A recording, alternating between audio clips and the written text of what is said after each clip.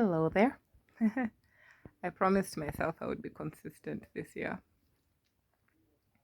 Consistency doesn't come easily for the ADHD brain, but it comes very easily and it's very obsessively done by a person who has OCD. I have both. um, Therapy has been great, and I've been able to work on my core values. I recently told a friend that who's gone through therapy and worked through their own healing and stuff like that. They were challenging me to, push myself to think differently, etc. And I looked at them and I said, you started your healing journey way before I did, right? And they smiled and they said yes. And I smiled and they actually said yes. And I told them, so you're flying. I'm walking. Give me time to catch up with you. Whoever needs to hear this, hear it.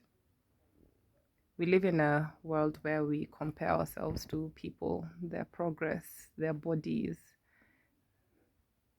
their families, if they have families and that's something that you want, their appearance of success, wealth, and such. And we envy them and we don't know what's happening in the background. For my friend to have gotten to where they are right now, it was quite a bit of heartache. Very difficult conversations. Owning your shit, owning your stuff is not easy. It's not easy. As my first counselor said, change is hard.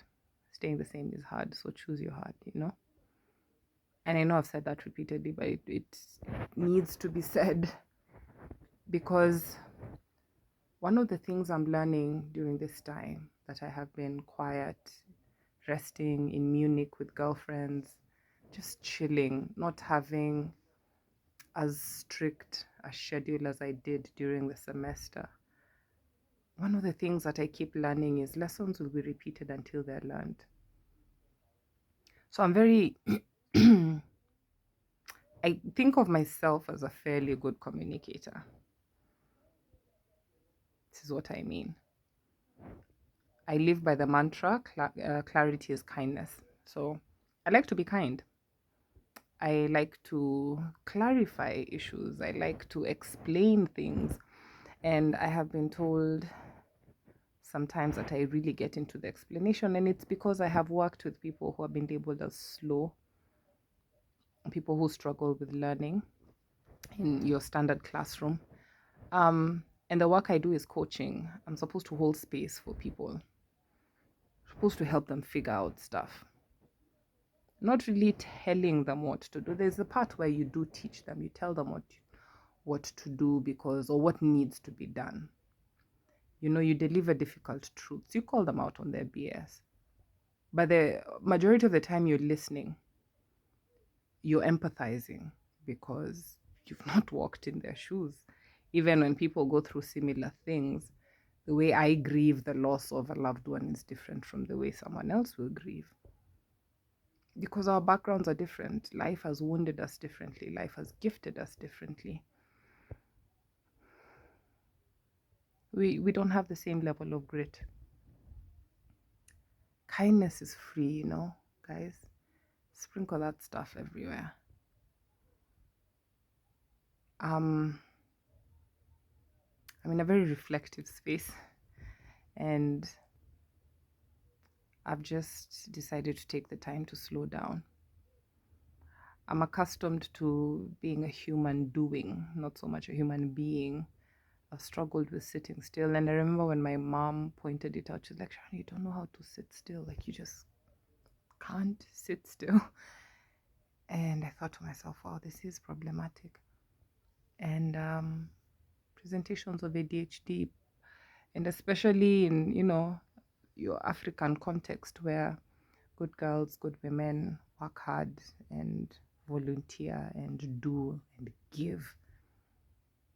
And that's compounded by the fact that I'm also a religious individual, because religion paints women who are giving and generous as good and pure and deserving of husbands and children, things like that. So, I'm in a reflective space. I'm thinking a lot about um, how my coaching practice is going to go. We're starting school next week, and I am so excited to get back into the classroom because I have rested. When I came to Munich, I actually thought I was going to start a job this month. I mixed up the dates. Like, I saw MA and I thought, awesome, March. Handled the application like my life depended on it, and then realized it was May. Good thing is, I've gotten the application part out of the way. I should be working in food service at the airport in Munich. I'm so excited. I haven't even figured out accommodation because this city is so expensive. But I'm literally at a point in my life where I'm thinking, those are problems for future Sharon. Do I have friends in Munich? Yes. Have I asked around about where I could stay and what it would cost me? Yes. Have I put my feelers out there? Yes. Am I looking for people who are looking for someone to help them cook, organize their meals, etc., at a friendly rate? Because I mean, I'm working with the exchange rate, the Kenyan exchange rate, which I'm willing to charge a lot less than what your typical citizen here would charge for meal preparation. So have I put my feelers out? Yes. Am I out here talking to the women's and telling them, hey, ladies, I need referrals, I need business, I'm looking for this, I'm looking for that? Yes. Now, because I've done this for several years and this is a new environment, I know it takes a couple of weeks or months and a few success stories for you to build not just social proof, but credibility, visuri, like properly on the ground. And I don't mind waiting. Have I told you guys I have become patient somehow? I don't mind waiting because while I'm working on that, I'm working on something else. So I'm here for the growth. I'm here for the growth. I'm here for the self-discovery. I'm here for the learning. And it's the same way I just told myself, this master's program is not going to take you a year. Your classmates are in their late 20s. You're in your mid 30s.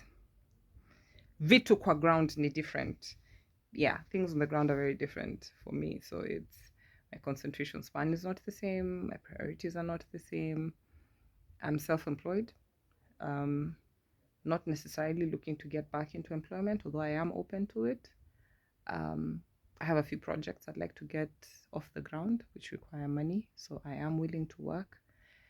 And when I say I am willing to work, I do not discriminate against like menial jobs and such. I don't know if that's what we call them now. I don't know what the PC term is. Please don't come for me if that isn't the term.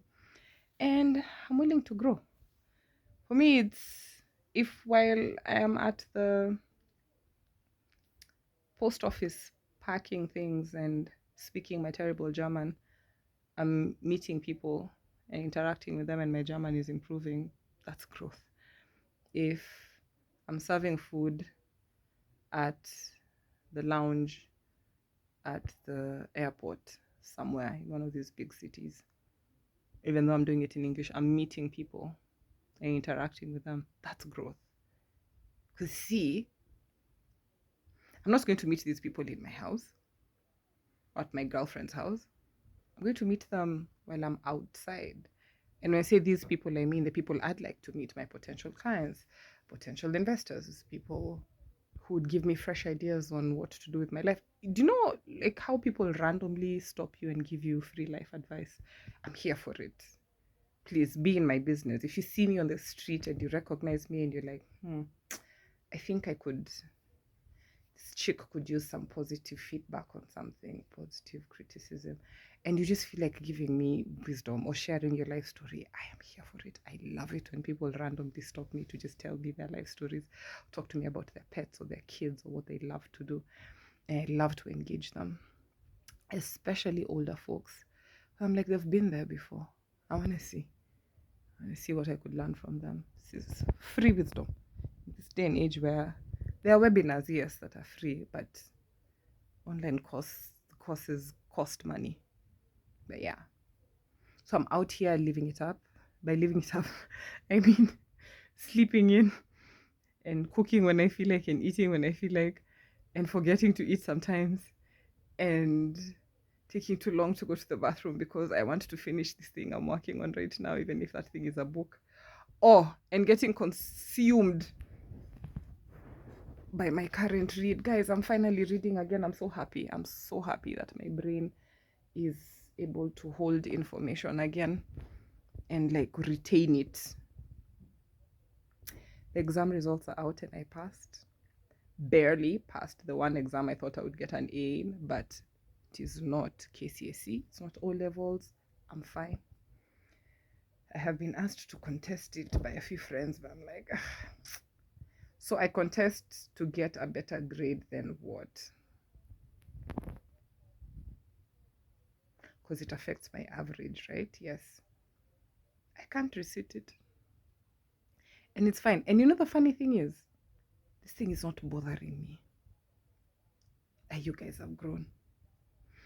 When I'd not get a grade that I wanted, it would that disappointment would live rent free at the back of my mind for a long time. Oh, and I did get shamed for having such a bad grade by someone who had a better grade. And I can't speak for what their intention was, but just something they blurted out. And I felt really shitty for all of half an hour. Then I went to another room and I talked to myself and I was like, Sharon, are you like so and so? No. Did you do your best? Yes. Were you in the middle of a depressive episode at the height of your anxiety? Yes. Did you do what you could? Yes. Did you give it? This particular exam, did you give it your all? Yes. Cool. It is what it is. And just like that, I was done. I was like, I have this rule about envy. Let me share it with you. It's going to be a short video today. I tell people that my rule for envy is if I envy someone, I have to envy everything about them. All their good stuff and all their bad stuff. Everything. I have to want everything. When I think of envy that way, it doesn't last. Because my life is not perfect. But I'd rather be me any day than someone else. Because I love me. It took me a long time to get here. I love my life. I love my body. I also was not always there. Hated the way I looked for a long time. I love my skin. Dry and chapped as it sometimes is. It's just glowing because it's had time to soak in jojoba and coconut oil with peppermint oil infused in there. So, I love my hair. I hated my hair for a very long time. And I just love my life right now. It's not perfect, by the way. And there are things that are not going right. But I am so incredibly grateful for what is going right. I'm incredibly grateful for where I am now as opposed to last year. And I just choose to sit in this gratitude right now. Life's good. Make the most of it. Do your best. Affirm yourself. Oh, honey, affirm yourself. And just do your best. Okay? Just show up. And then try again tomorrow. And if you fail, try again and again. And if you need to recite the paper, recite that paper and prepare for it this time and ask for help and get extra classes and maybe pay something for it. Just do your best. Life is hard, but it's also incredibly beautiful. Have a lovely, lovely evening. We'll see you soon.